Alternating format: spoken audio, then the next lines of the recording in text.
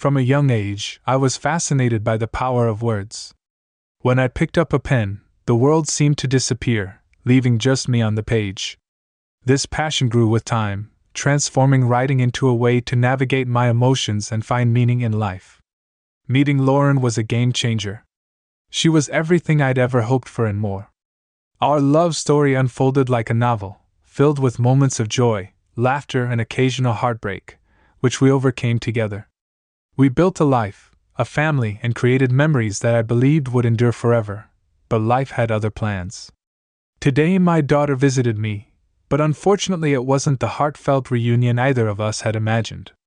Despite her kindness, the years of distance and unresolved pain made it impossible for me to truly reciprocate her warmth. She spoke with calm determination, but left without achieving her goal of reconciliation.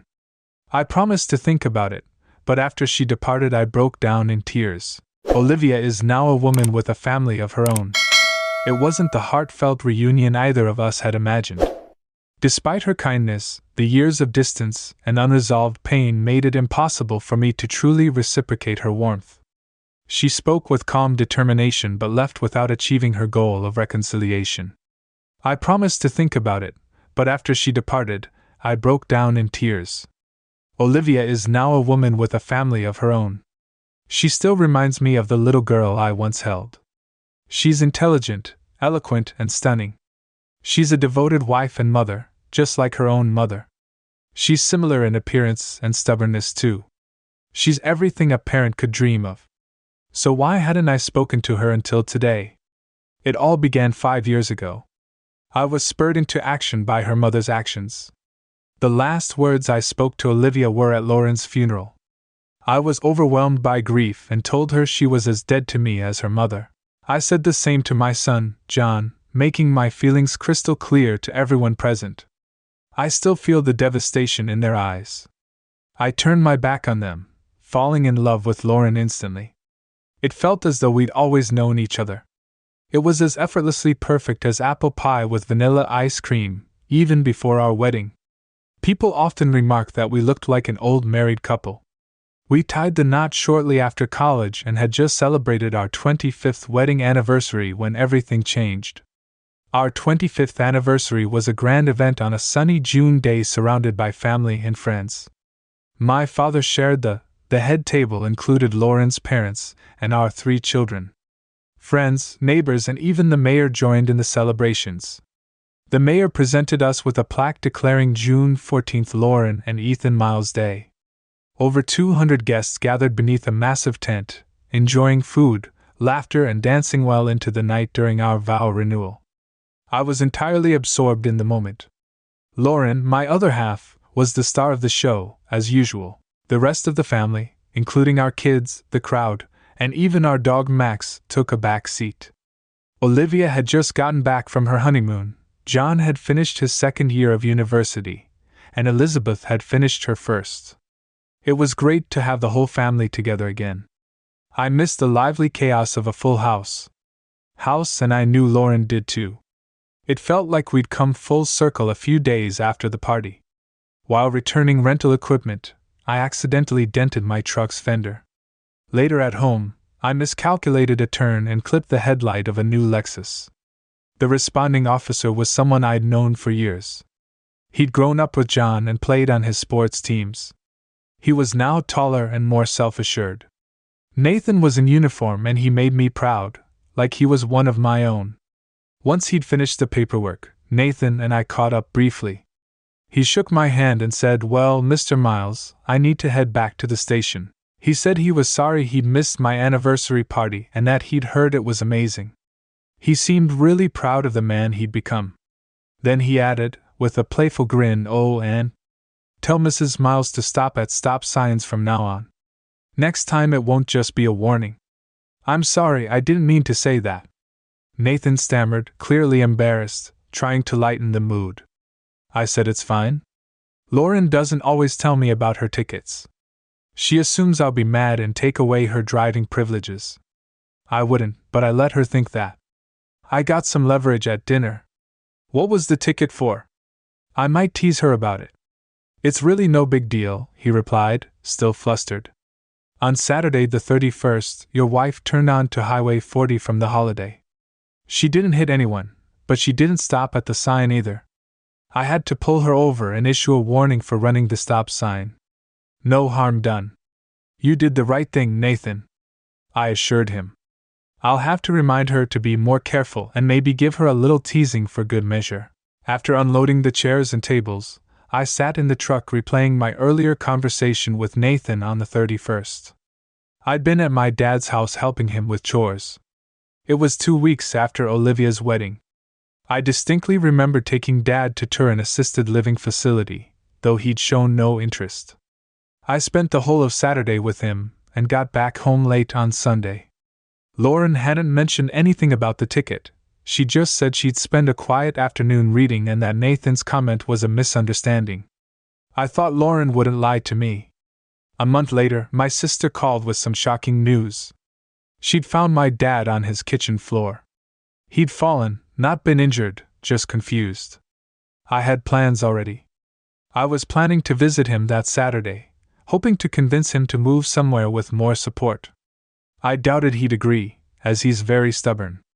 John and Elizabeth are home for the summer, so I played the guilt card to get them to come along. I reminded them that they hadn't seen Grandpa in a while and that he won't be around forever. They agreed, but Lauren seemed delighted at the prospect of a quiet house. While John chatted about a girl from his philosophy class, Elizabeth announced she planned to focus on graduating college without distractions like boyfriends. Their discussion prompted me to recount how Lauren and I had met. Dad was thrilled to see the kids more animated than I'd seen him in years. We enjoyed lunch and spent the rest of the day together. We had a relaxing morning together until around noon, when Dad fell asleep. We decided to let him rest and split up to keep an eye on Grandpa. I told Jan and Elizabeth that I'd grab a chainsaw and ropes from home to handle the dead tree in Dad's backyard. On my way home, I unexpectedly veered off the interstate onto Highway 40 at the bottom of the hill. I noticed the entrance to the Holiday Inn and almost missed it. I turned into the parking lot as I approached the stop sign and realized how easy it was to overlook, just as Lauren had done. I saw a car I recognized well, Lauren's silver Skoda with her distinctive license plate. My stomach dropped a little. I got out and peed inside her car. It looked normal, the doors were locked. I called the house but there was no answer. Next I called Lauren's cell. "Hi honey, how are you?" she answered cheerfully. "I called to say I was out shopping for my dad and thought I'd give you a ring. I tried your cell, but you didn't pick up, so I ended up calling the house. When I asked where you were, I got a bit of a shock. I thought you were at the mall. I'd finished my book and decided to do some shopping. You don't mind, do you?" she said. "Not at all. Just don't spend too much. What time will you be home? Around 6. Do you want me to make dinner? I'm not feeling great. I might stay at Dad's tonight and send the kids home." "Okay, call me when you decide." She sounded concerned. "Lauren, did you go to the mall alone?" I asked. "Yes, by myself." "Why?" "I was just wondering. Have a good time and avoid Nathan at the stop sign tonight. Bye." She hung up before I could say more. Then I heard a muffled scream from the hotel. I was a bit worried, so I looked around, but I couldn't see anything. I decided to wait by Lauren's car for a few minutes. Then a police car arrived. Nathan got out and said, "Hello, Mr. Miles, did you call the emergency services?" I asked Nathan to go next door. He hesitated, but then he nodded and said he'd find out and get back to me. As an ambulance arrived, sirens blaring, I watched in disbelief as paramedics wheeled someone out on a stretcher. Nathan returned, looking grim. "Mr. Miles, I'm so sorry. Your wife tried to run through a sliding glass door and got hurt. She's at County Hospital, bruised and hysterical. The man with her left when the ambulance did. Sorry, but you'll need to file a form at the station to access them. I'm really sorry, but I couldn't bring myself to take his hand after Nathan left." I broke down in tears, which blurred my vision. I somehow managed to make it back to my dad's house, but I was still standing in the driveway dazed. Elizabeth spotted me and ran outside. "What's wrong?" she asked, sounding alarmed. I couldn't answer when Jan joined us. I managed to choke out, "Your mom's in the hospital. Go help." Without saying anything more, I dropped the car keys on the floor and watched them drive off, looking confused and worried. I stayed behind to make sure my dad was okay and ended up collapsing on the couch. My dad woke up and came over to join me. "What's wrong?" he asked gently. We didn't talk about personal things very often, so I didn't say anything. I thought he'd tell me to man up, but he surprised me. "After you were born, I stole from work to buy your mom a dress. I got caught. She ended up on probation and had to repay the money. Understandably, your mom was furious, hurt, and disappointed. But one day she found me a job lead, hugged me, and forgave me. That changed everything. Maybe you need forgiveness or need to forgive like she did. I'm proud of you, Ethan. I love you." He placed a comforting hand on mine and prayed silently before leaving. I stayed on the couch. By the time night fell, I was utterly drained. I ignored my phone, feeling like I was teetering on the edge. The next morning, after making breakfast for Dad, I retreated to the backyard. Around noon, I felt a hand on my shoulder. "Hey Dad, are you okay?" Elizabeth asked. Her eyes were red and tired. I shook my head, unable to lie. She hugged me tightly, just like when she was little. And we both cried. Eventually, she said, "Dad, Mom's okay physically. She has a concussion, stitches, a broken nose, and bruises, but emotionally she's a wreck. The doctor gave her something to help her sleep, but she woke up screaming. Your name, Olivia. I have been with her. She keeps asking why you went there." She told us what happened, and I confronted her. I told her what she did was unforgivable and that I hated her. "Don't say you hate your mother," I interrupted sharply. "She loves you and you love her. She made a mistake and I need to figure out what to do. Dad, she cheated and lied to us. She doesn't deserve our love." Elizabeth shot back, tears in her voice. "It doesn't matter. She's your mother," I said firmly. My heart felt heavy. Elizabeth pressed on, "But she's also your wife. Do you still love her after what she did?" I stayed silent, grappling with emotions too raw to confront. "I don't know," I finally admitted. "I'm still in shock. I need time to sort out my feelings. It hurts too much to think clearly. Dad, whatever you decide, I'll always support you.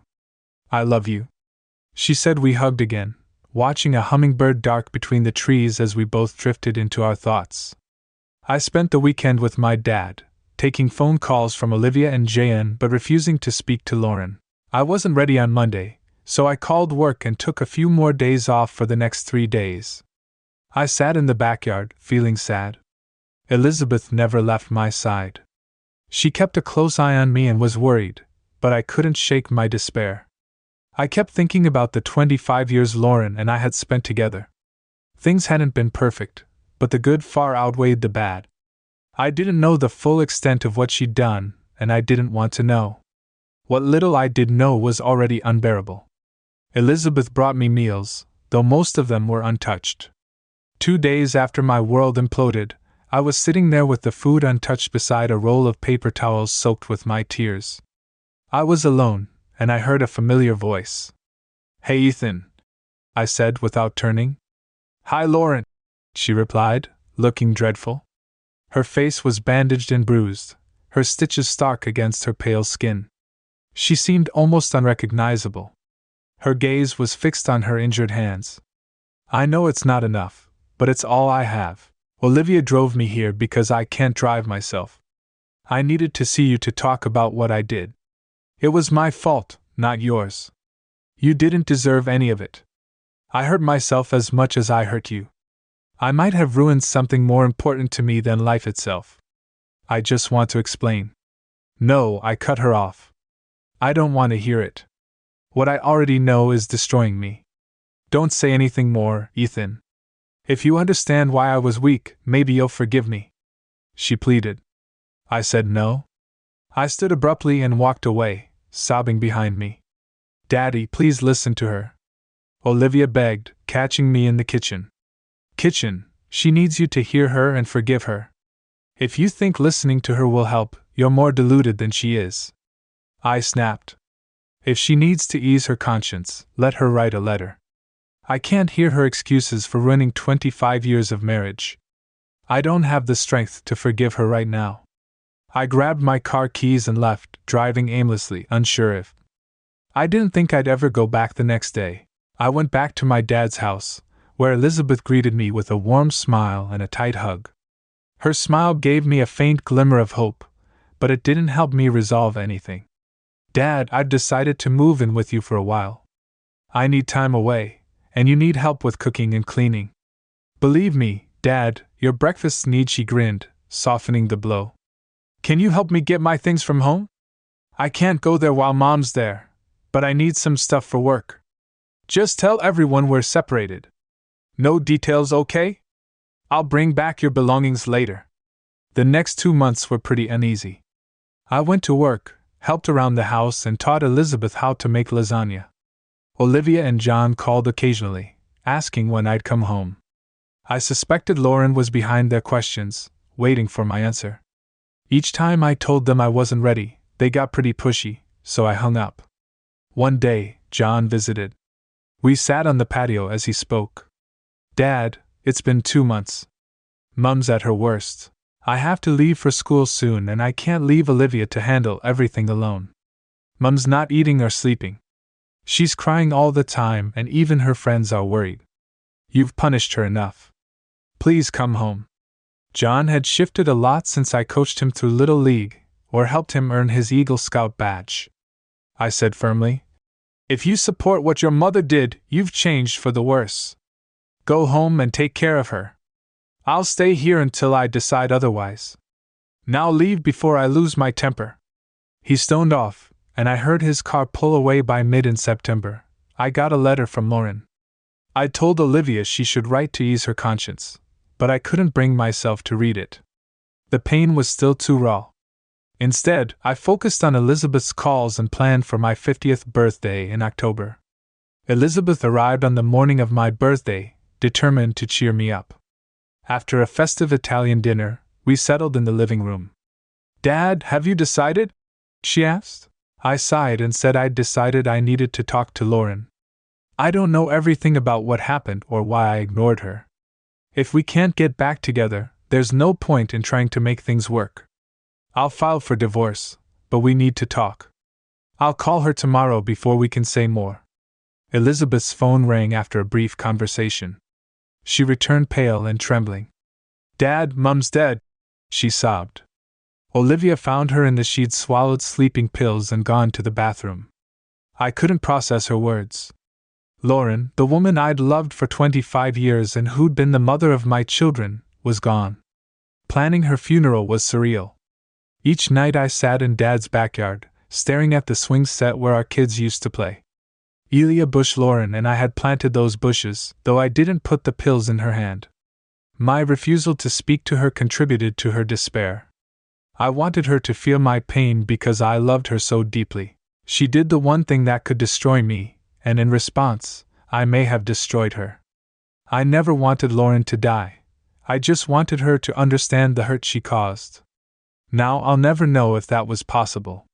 She ruined our marriage, and I ruined our chance at reconciliation. We were both wrong. May God have mercy on our souls. Tomorrow, as Lauren's funeral, was my last chance to see her. I had to keep my emotions in check, face our friends and family, and say goodbye without breaking down. As I sat in the quiet evening, I heard a car roar down the street. Olivia approached from the back door. Dad, are you okay? She whispered, settling into a chair across from me. No, not really, I admitted. We sat in silence, the rustling leaves filling the air. Olivia broke the silence with words that caught me to the core. None of this would have happened if you had come home and forgiven her, she said. She made a mistake. You've probably made mistakes. She forgave, she said. She couldn't live without you. Your pride destroyed her. I was stunned. I stared at her, speechless. My own daughter blamed me for Lauren's death. I hadn't had an affair or lied to friends and family. I hadn't swallowed pills. To avoid feeling guilty, Olivia suggested that tomorrow would be a difficult day. Everyone was invited to the house afterwards, and there was no obligation to stay if you didn't want to. John and her mother's friends would be helping with the food. She hadn't wanted me at the funeral, perhaps because she thought I was too emotional, or maybe I was just too stressed to understand her intentions. Regardless, I avoided confrontation and went to the family room to sleep. The next morning, I dressed in a suit and tie. Elith, already ready, came over to adjust my tie just like her mother used to. We walked to the waiting limo hand in hand. At the funeral home, the atmosphere was chilling. Friends crowded the foyer, their expressions unreadable as Elizabeth and I entered the viewing room. I noticed something unsettling. Disdain and a few people met my eyes, but most just looked away. A couple of acquaintances offered polite condolences, but the whispers behind me spoke louder than words. He was an unforgiving creep. He left her. He drove her to this. Elizabeth squeezed my hand. Her face was tense from hearing the murmurs. We knelt at the casket, the soft organ music failing to ease the atmosphere. The preacher's words were kind, and a friend sang one of Lauren's favorite hymns, but the air felt cold and heavy with judgment. Olivia spoke last, and her eulogy was all about mercy and forgiveness. She reminded us that even Jesus forgave those who crucified him. Everyone, even Jesus forgave those who crucified him. Her words stung, and for the first time, I began to grasp her perspective. At the grave site, a bitter wind cut through us as the preacher delivered the final rites. Each of us was handed a red rose to place on Lauren's casket. I went first, followed by Elizabeth, Olivia, and John. My father's old colleague, Buddy, helped him pass the casket. It was one of the most painful days of my life. Before we left, I stopped Olivia and John. I know what you did, and I've made a decision because of your actions defending your mother and painting me as a monster. You're dead to me, just like the woman we buried today. Don't speak to me, don't come to my house. I am no longer your father. I turned to the crowd, my voice cold. That includes all of you. There was a shocked silence, then I walked to the limo, leaving Olivia and John behind. Only a few people came back to the house afterwards. My boss, his wife, and 2 old friends. They were the only friends I had left. Elizabeth returned to I went back to school, and I was left alone, surrounded by people I barely recognized. Olivia and Jan stayed distant, caring for each other in Lauren's memory. Elizabeth kept me updated about the family, occasionally slipping in tidbits about her siblings. Lauren's letter revealed that her lover had been an old neighbor, a man who had even attended our 25th anniversary party. I still thought about what had happened, but over time, the pain faded. I never met Olivia's children. She had a daughter, and later a son. John married his college sweetheart, but divorced 2 years later. After he cheated on her and repeated the same behavior he once defended in his mother, he moved to California. I never saw him again. Work became my refuge, my boss, and now my closest friend. She gave me the space I needed to recover. Years later, I was promoted to senior manager and moved to Florida. I sold the house, filled with painful memories. Elizabeth graduated with honors and took a management position nearby. She moved in with me until she could find her own place. Dad passed away a year after Lauren. 5 years after my life fell apart, I had rebuilt a quiet life.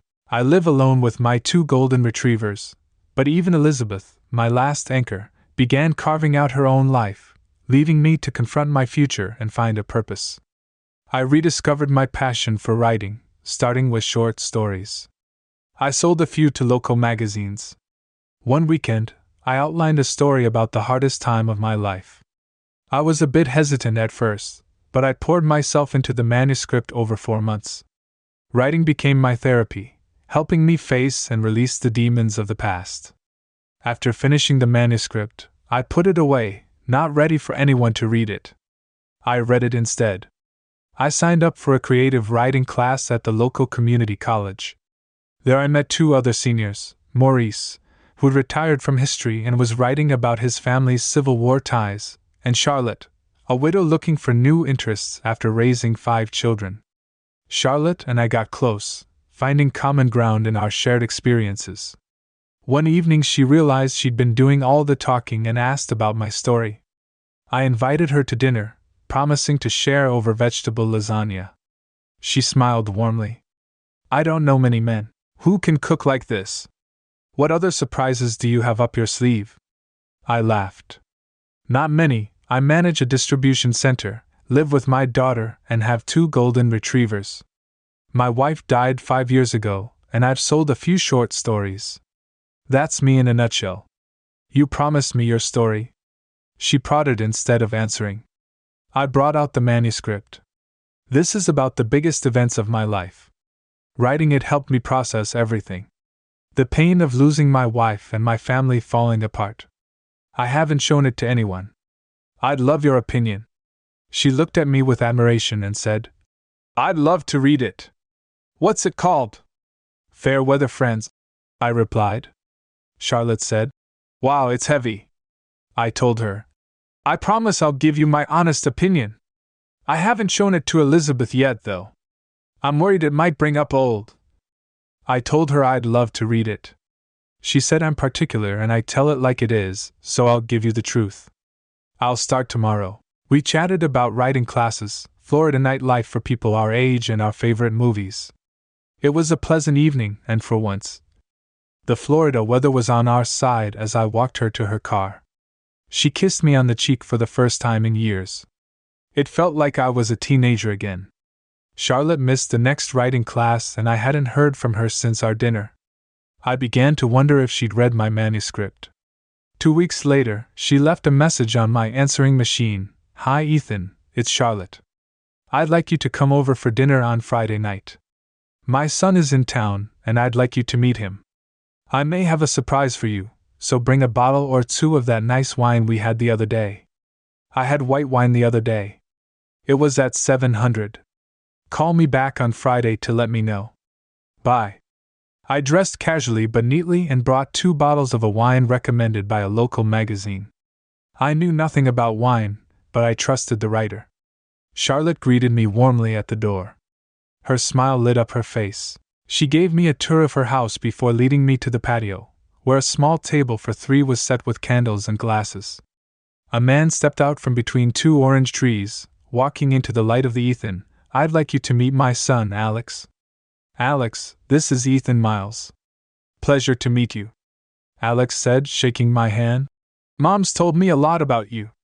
She's impressed. Trust me, that doesn't happen often.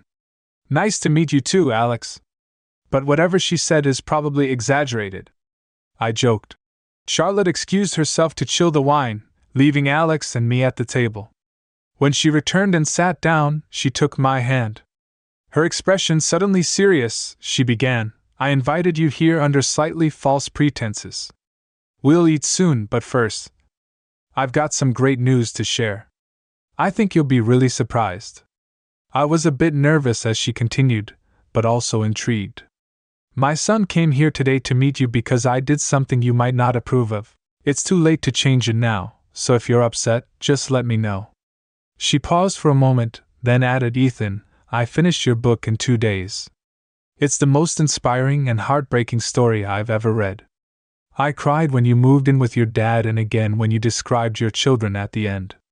I just had to share it with you. Alex, I sent it to him. I was speechless as Alex picked up where she left off. Mum's right, Mr. Miles. Your book is incredible.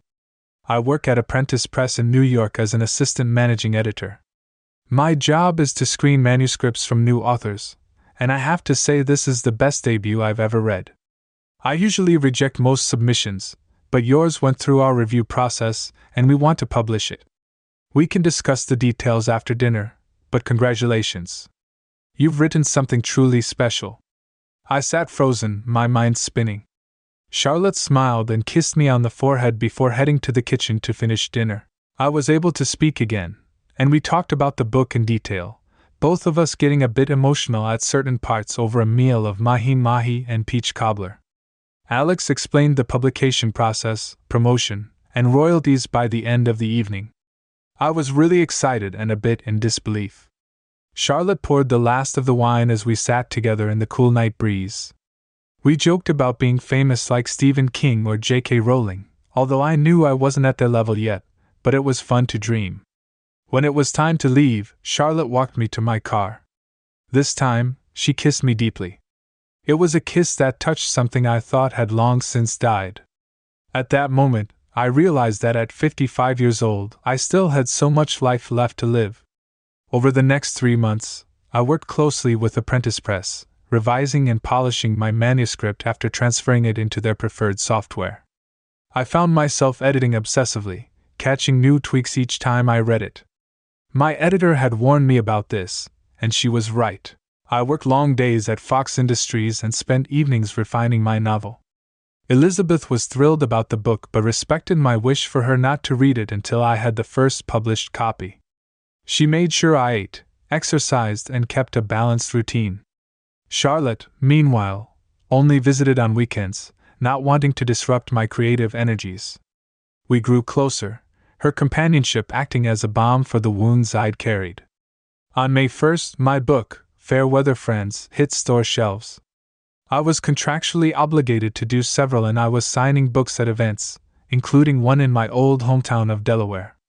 It was a whirlwind 28 days on the book tour. My routine was a blur, traveling to a new city by plane or train, checking into a hotel without unpacking, heading to a book signing and meeting readers. I shared how my book had impacted their lives, and I really enjoyed connecting with fans. The constant travel and impersonal hotels quickly became monotonous. Charlotte surprised me by showing up at 2 of the signings unannounced, which made those stops into moments of joy. She acted shy and playful while she acted like the charming author seducing a local admirer. She stayed overnight each time, which helped ease the aches and exhaustion from travel. When she left, I felt a hollow ache, longing for her presence. Phone calls weren't enough.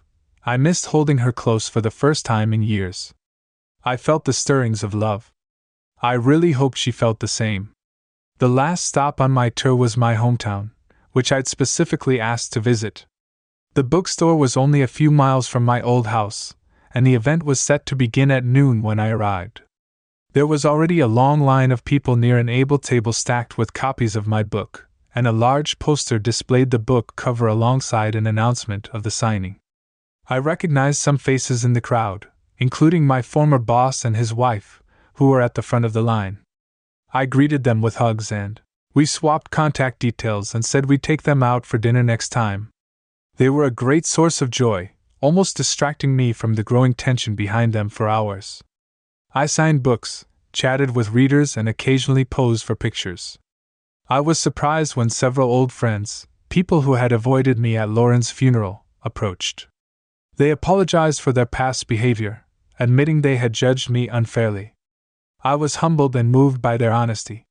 The most surreal encounter came when Sandra Rios approached my table. She was Phil's ex, my wife, and her presence startled me. She was smiling awkwardly and holding out a copy of my book. "Hi, Ethan," she began. "I'm sorry to see you again under these circumstances, but I felt I should come and share a little sympathy. I can't apologize for what Phil did to you, but if it helps, I kicked him out shortly after Lauren died. We've been divorced for 4 years and I'm engaged to someone new now, too. You might have heard a rumor that you were looking for Phil to get revenge. Well, I started that rumor. Phil must have believed it because one day he quit. He lost his job and moved to the Arabian Peninsula. I haven't seen him since she finished speaking, and I was momentarily speechless. I finally took her book and signed it to Sandra. I hope the words in this book bring you the deliverance I found. Thanks for listening, Ethan." I stepped around the table and hugged her briefly before she walked away. Near the end of the signing, I looked up and saw Olivia standing by a book rack. She watched me silently, her expression subdued. I glanced away to greet another fan, and when I looked back, she was nowhere to be seen. I looked around the store but couldn't find her. The last person in line was Elizabeth. She gave me a warm hug and we chatted as she walked me to her car. She drove me to my hotel, thankfully not a Holiday Inn. We sat in the car for a long while talking about Charlotte. Elizabeth approved of her, and was curious about my feelings when I admitted I thought I was falling in love. She hugged me and cried softly on my shoulder. A police car pulled up nearby and the officer flashed his headlights. Sergeant Nathan stepped out smiling warmly as he tapped on the window. It felt like a reunion as we laughed, hugged and caught up before he left. I gave him a signed copy of my book inscribed with to Nathan, "Meeting you changed my life." Someone had to do it, Ethan. After dinner at the house, Elizabeth and I reflected on the visit. I realized that returning to my hometown wasn't as traumatic as I had feared. Weeks later, I was met with another shock when Olivia showed up at my door. Charlotte and I had just finished breakfast and were discussing the bestseller list. My book had reached number 3 in nonfiction. Fiction. When the knock came, Olivia asked hesitantly, "Hi, Daddy, how are you?" "I'm fine, Olivia. What can I do for you?" I replied, unsure of her intentions. "I was just in the neighborhood and thought I'd stop by." "This neighborhood is 900 from yours," Olivia said awkwardly. "That's quite out of the way, don't you think?" Charlotte stepped up beside me, her hand on my shoulder. "Ethan, would you like to introduce me?" she asked, in a firm but friendly tone. "This is my daughter, Olivia," I said. Charlotte moved past me and hugged Olivia warmly. "Come on in," she said. The two women walked into the living room, leaving me behind. In the kitchen, they sat at the table talking and laughing for over an hour while I got on with some household chores. Every so often, I looked into the living room to see Charlotte looking at photos of Olivia's children. She was a mix of awe and delight. "Honey, come out here and join us," Charlotte called. I knew better than to ignore her tone. I put what I was doing to one side and sat down next to her. She immediately grabbed my hand and held it firmly, not out of affection but to make sure I wouldn't leave. Olivia's eyes fell on her intertwined fingers, and her expression was unreadable. The silence stretched uncomfortably until Charlotte broke it with her usual directness. "Okay, since neither of you wants to speak, I'll do it for you both. I'll come in, Ethan. I invited Olivia here because she wants to tell you something. I know you wouldn't have invited her yourself, so I took the liberty.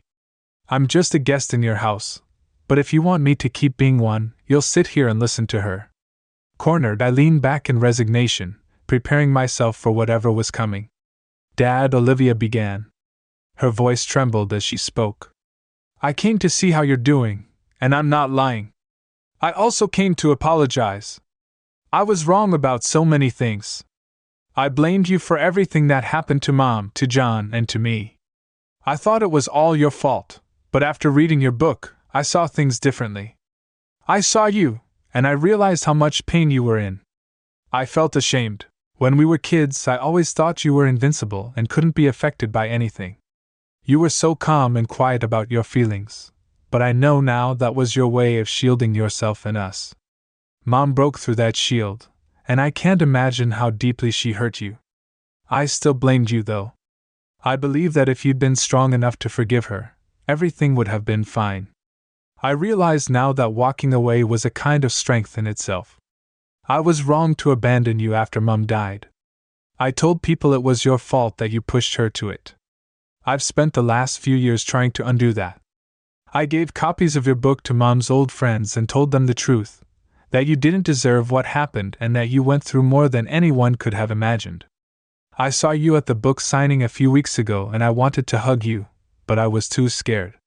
Today I'm here to say I'm sorry. I want you to be part of my life again. It's been over 5 years. You have 2 beautiful grandchildren you've never met. I want you to come home, Dad. I don't want to be dead to you anymore. I love you. I need you to love me again." She lowered her head, tears streaming down her face. The weight of her words brought a wave of guilt crashing over me. I glanced at Charlotte, who silently encouraged me to respond. I asked, "What about John? How does he feel about me? Did he know you were coming here?" Olivia wiped her tears and shook her head. "John's a bit of a mess, I think. What happened with Mom hurt him the most. After Lori divorced him for cheating, he spiraled. He's been bouncing from one relationship to another. Some of them were married women. He's living recklessly, like he's punishing himself. He doesn't know I'm here. Frankly, I don't care what he thinks. He's not ready to face this. I didn't get a chance to share my thoughts. I stalled again. What are your plans? Are you staying in town? I'm staying with Elizabeth. She wanted me to see her new apartment, so I'll be there for a couple of days. After that, I'll head home. Take your time, Dad. I didn't expect this much from you today. Thanks, Olivia. She stood and smiled through her tears. Charlotte, it was great to meet you. Please take care of my dad. As quickly as she arrived, she was gone. I sat there trying to process everything Olivia had said. Charlotte stayed with me, her calm presence a lifeline when we were finally alone. I let my emotions spill out, no longer hiding my tears. Months later, Charlotte and I returned from I was given a cruise as a gift from Apprentice Press after Fair Weather Friends hit #1 on the New York Times bestseller list. We flew straight to Delaware where I finally met my 2 grandchildren, who are now 2 and 4 years old. Olivia and I began rebuilding our relationship and creating new memories to replace the painful ones of the past. Charlotte's wisdom as a grandmother was a great help. She helped me get through the awkwardness of meeting the little ones for the first time. The best moment came during dinner with Olivia's family when Charlotte and I announced our engagement. We'd made the decision during the cruise and wanted to share the news in person. Elizabeth had already started planning the wedding, eager to celebrate this new chapter in our lives. Charlotte and I visited her children next, sharing the same joyful news neither of us had imagined. When we were younger, we believed in the fairy tale of one true love lasting forever, but life had other plans. I had 25 good years with Lauren, and now I look forward to at least 25 more with Charlotte.